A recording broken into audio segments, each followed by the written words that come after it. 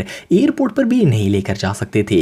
इस प्लेन के पायलट चेस्ली, जो कि एक फॉर्मर मिलिट्री पायलट थे, इन्होंने इस प्लेन को करीब मौजूद हुडसन रिवर में लैंड करने का फैसला किया। इन्होंने बहुत ही मुश्किल से एक कार्गो शिप को बचाकर जहाज को पानी पर लैंड करवा दिया। इस फ्लाइट में 150 पैसेंजर सवार थे, लेकिन लकीली किसी को भी नुकसान नहीं पहुंचा। रेस्क्यू टीम फौरन वहां पहुंच गई और प्लेन विंग्स के जरिए तमाम पैसेंजर को जहाज से निकाल लिया गया। नंबर 1 कैथी पैसिफिक 213 अप्रैल 2010 को पैसिफिक एयरलाइन की एक फ्लाइट 780 इंडोनेशिया से हांगकांग जा रही थी। 4 घंटे तक ये प्लेन बिल्कुल सही तरीके से चलता रहा, लेकिन जब ये हांगकांग से 150 मील दूर साउथ चाइना सी पर था तो अचानक प्लेन का एक इंजन स्टॉप हो गया।